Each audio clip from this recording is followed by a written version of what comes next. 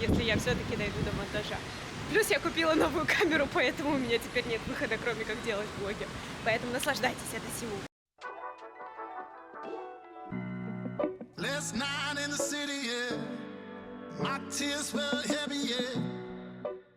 Перематываем назад и разбираемся, как я вообще оказалась в Сеуле. Честно, я не собиралась. Я в январе этого года купила себе поездку на Камчатку, потому что я 2 года мечтала о том, чтобы поехать и посерфить на Камчатке. Камчатка. Это просто мечта. Из-за того, что у меня было свободное время до Камчатки, плюс еще день рождения, я раздумывала о том, а что же я буду делать до Камчатки. Конечно же, сидеть на жопе ровно я не могу, я не умею. Я каждые 2 года переезжаю куда-нибудь. В этом году это будет 1,5 года, потому что я снова собираюсь переехать, пока что не могу сказать куда.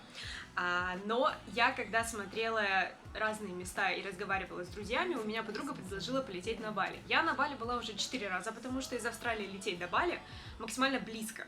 Если вы считаете, что 7 часов это близко. Но из Австралии, в принципе, достаточно тяжело добраться куда-либо. Поэтому я решила, что свои 23 года я отмечу на Бали вместе с подругой. Потушу, поработаю. С тем учетом, что она как раз-таки работает тоже в той же самой компании, что и я. Почему бы и нет? Это будет очень продуктивная неделя работы. Вы думаете, так и случилось?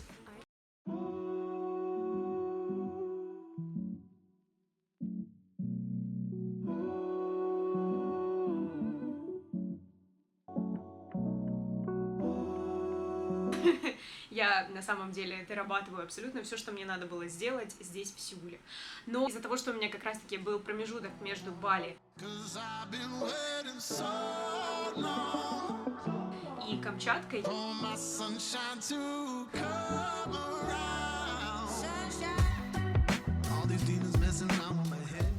я решила, что надо тогда куда-то еще полететь. Изначально я собиралась полететь вообще во Владивосток, потому что я хотела в какой-то момент сделать огромный трип по всей России.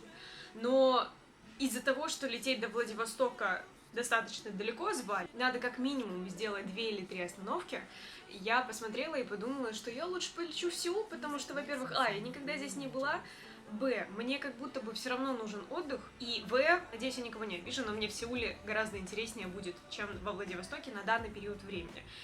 Кстати, спойлер, потом оказалось, что я все равно полечу во Владивосток, но у меня там будет пересадка в 10 часов до того, как я полечу в Камчатку. Поэтому я прилетела в Сеул буквально на 10 дней.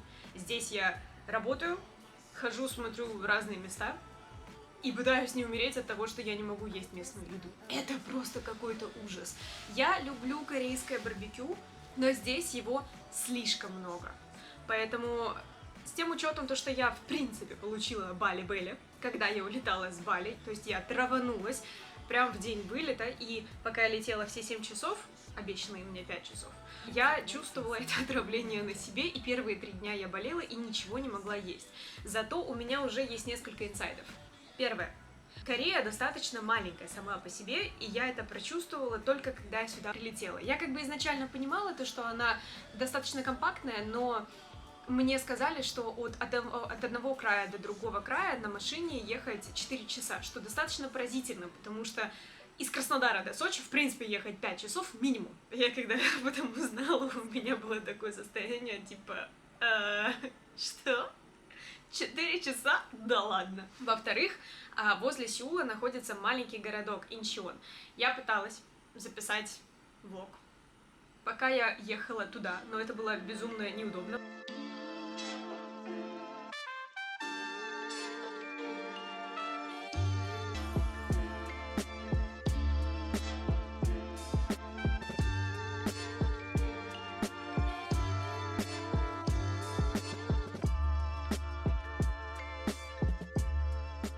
Но я не расстраиваюсь, потому что сегодня у нас 4-й день моего путешествия. Первые 3 я болела. Поэтому сегодня мы идем посмотреть парочку музеев. И все равно мне придется сесть и работать. Поэтому мы посмотрим, как на все пойдет. Я очень жду.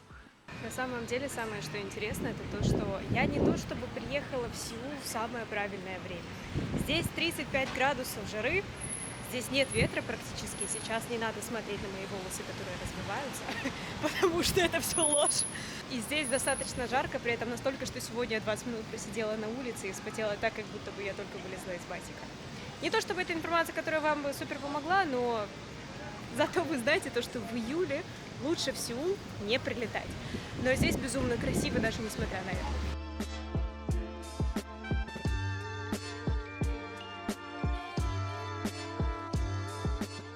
Короче, во-первых, я сейчас зашла в супер прикольное место. Там очень много... слишком ярко, подожди. Я до сих пор с ней разбираюсь. Я зашла в потрясающее место, в котором оказывается невероятное просто количество украшений. Если честно, у меня шок. Я ни разу не была в настолько большом jewelry shop, поэтому я когда увидела, я сейчас буду как из того мемчика. Шелк очень модно пиджаки с какими-то details. Вот это вот fabric, вот это Кинуть джакет. И можно так на работу тоже выйти, и можно так пойти погулять. вот материалы еще. Потом. Так что он universal и модно все. Ребят, простите, но у меня русско-английский. Иногда это язык идиота.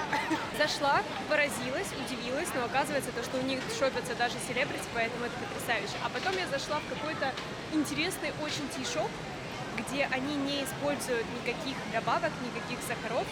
И на удивление это неплохо. Если бы это не была сахарная бомба, с тем учетом, что они заявляют, что у них нету сахара, было бы хорошо. Может, я просто привередлива, простите. Я в поисках еды, если что.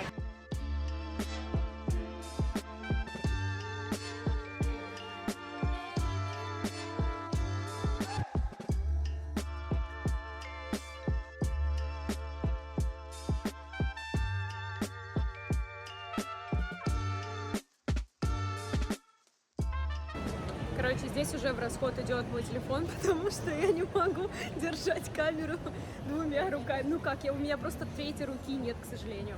Знаете, что самое прикольное? Это то, что они они только с панировки, они дали мне ее...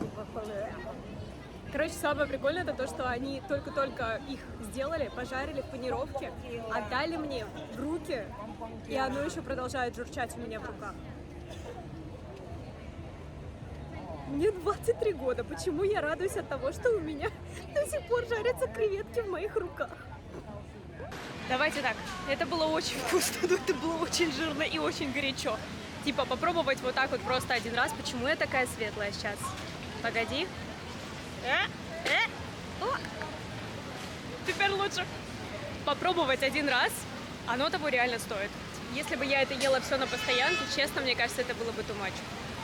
А еще самое что смешное, что я только сейчас поняла, то, как я рассказываю во влогах сейчас и то, как я рассказывала 6 лет назад, вообще не поменялось. Добавились только дурацкие шутки.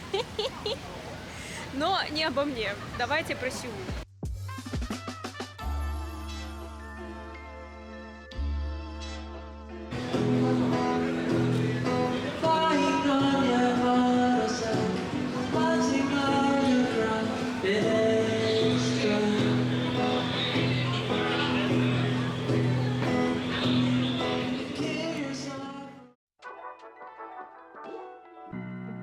Last night in the city, yeah. My tears fell heavy, yeah. Can I stay? Can I? Baby, can you keep me warm? 'Cause I've been waiting so long for my sunshine to come around. А теперь поехали. Апдейт, который мы все заслужили. Я сейчас Я вам сейчас скажу, где я. Но я не могу произнести это название. Я возле Генбокгун. Короче, вот. Нифига, наверное, не видно, но и ладно. Супер клевое место. Мне очень жарко, мне очень влажно. Слишком душно. Мне нужен воздух, но у меня есть только рядом саранча, которая до сих пор орет, потому что я в парке в огромном. Но безумно красиво. Знаете, что интересно? Это то, что очень много людей, особенно девушек, носят традиционные наряды. Но это безумная красота просто. Насколько они разные и насколько они красивые. И могу поспорить, насколько в них жарко. Просто ужас.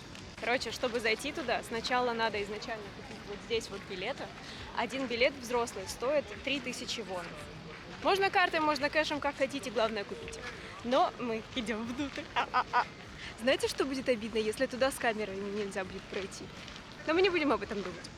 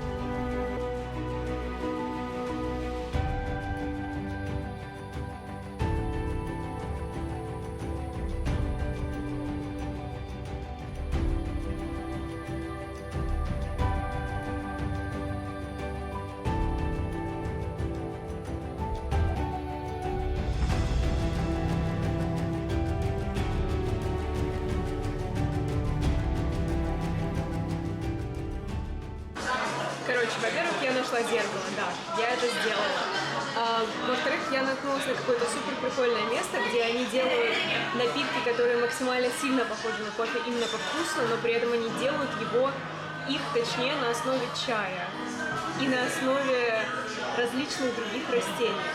Звучит скетчи, потому что я обожаю фильтр Cold Brew, я обожаю specialty кофе, у меня день не может пройти без фильтра. Но я решила give it a go и посмотреть, что из этого может выйти, потому что выглядит реально потрясающе. Кстати, значок взяла вот этот. Итог, это реально прикольно. Оно реально на вкус как эспрессо, но с кокосовой водой и немного посыпанное сверху сахаром коричневым. Я не знаю, что это, но это вкусно. Это реально клево.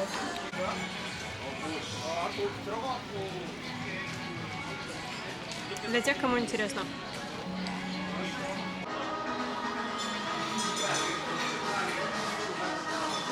Знаете, что я еще интересно заметила? Это то, что в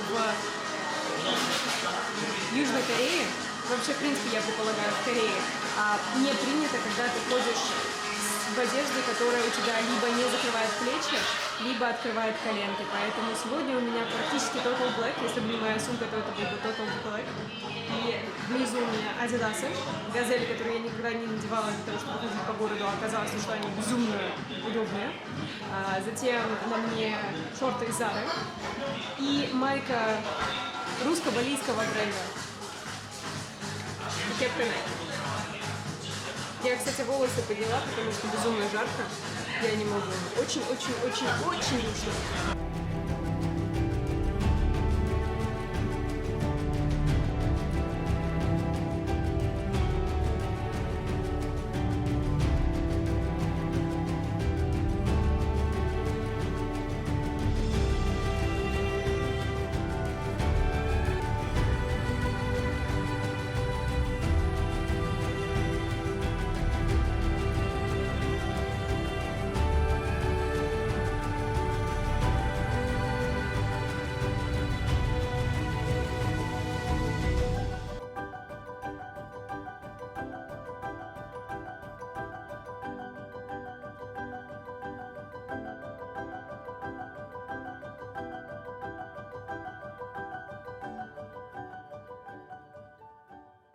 Я, короче, пришла в супер клевое место. Это наша альтернатива золотого яблока. Нет, это корейская альтернатива золотого яблока. Но здесь шопятся абсолютно все. Здесь очень много корейской косметики. Я снимаю с телефона, у меня сейчас выпадет наушник. Но я очень хотела заснять этот момент, потому что, мне кажется, я сейчас здесь столько накуплю, что у меня будет перевес.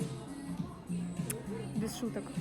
Но я покажу абсолютно все то, что я купила, потому что оно того стоит.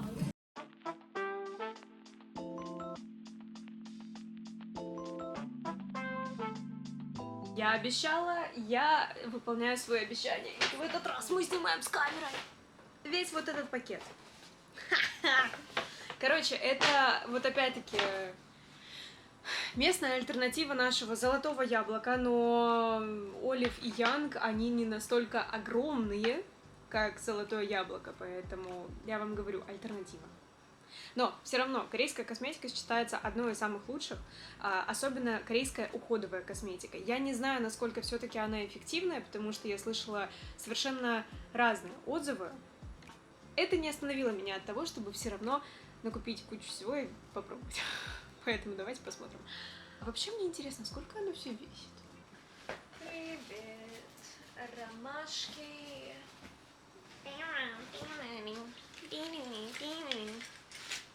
Мои ручные весы всегда летаю вместе с ними. Блин, на самом деле не так уж и плохо. Всего лишь... Он не хочет фокусироваться.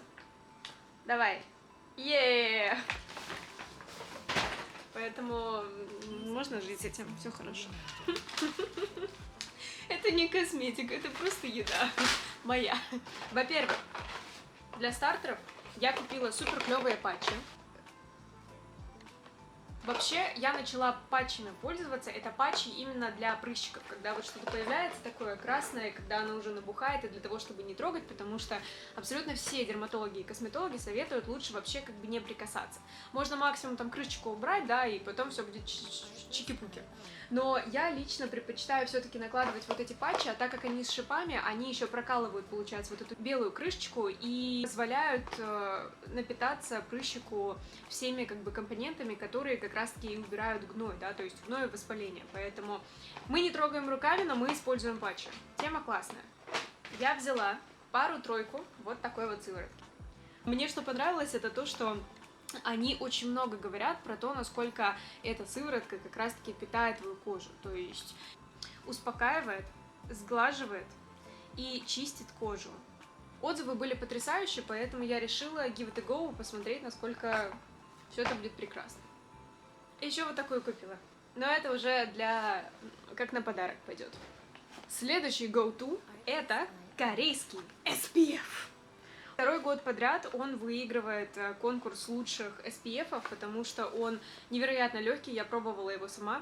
Я решила купить в этот раз тоже еще одну пачечку. Мне понравилось, что он легкий, он очень быстро впитывается, он не ощущается на коже, и после него кожа не грязнится, не жирнится. Потому что я личный человек, я ненавижу вообще, когда у меня что-либо на коже. Поэтому вот эта тема и стали моим спасением в принципе.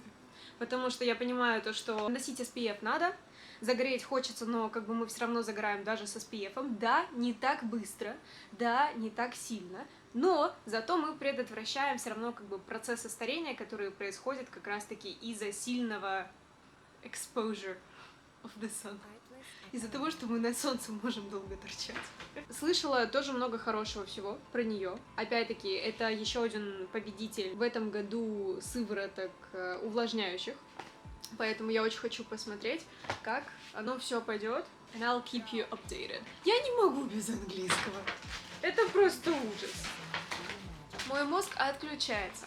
И последний на сегодня лот, потому что я еще пойду в аптеку за многими продуктами, которые я хочу попробовать. Но на сегодня это вот такие масочки. Если честно, тема потрясающая. У меня вот такой вот крем с Riddle Shots. Я его купила еще когда я была в Париже, потому что я слышала безумно много хороших отзывов о как раз вот этом креме, потому что они используют маленькие небольшие иголочки в своей косметике для того, чтобы сыворотка проникала гораздо глубже в кожу. У них разнится интенсивность от 50 до, по-моему, то ли 700, то ли 900 баллов именно самих иголочек в креме, поэтому я купила себе изначально 50-й, и тут я решила привезти просто на подарок вот как раз-таки маску, которую ты изначально, в принципе, первый шаг — это ты наносишь саму сыворотку, а потом уже сверху кладешь маску на лицо. На данный момент меня устраивает мой выбор, я-то просто приверженец огромной Килса, поэтому я пользуюсь им уже года 2, не переставая, и у меня кожа чувствует себя просто потрясающе. Но попробуем, что из этого выйдет, посмотрим, и мне звонят. Лол. Клево. Резкое включение. Теперь вам не надо лететь в Корею для того, чтобы взять эту потрясающую спевку, потому что она есть в золотом яблоке. Я об этом не знала, я узнала только сейчас, когда я прилетела, но это не важно, поэтому... Кстати, еще один достаточно забавный момент — это то, что моя жопа всегда находит приключения. Потому что, когда я собираюсь впервые поехать на Камчатку, там произошел мега-earthquake. Там было землетрясение с магнитудой в 8.5. Это крупнейшее, сильнейшее землетрясение после 2011 года. Я когда об этом узнала, у меня был полнейший шок. Но, конечно же, я все равно туда лечу. Папа разрешил, он сказал то, что можно. Все будет нормально. Но мы посмотрим, как пойдет.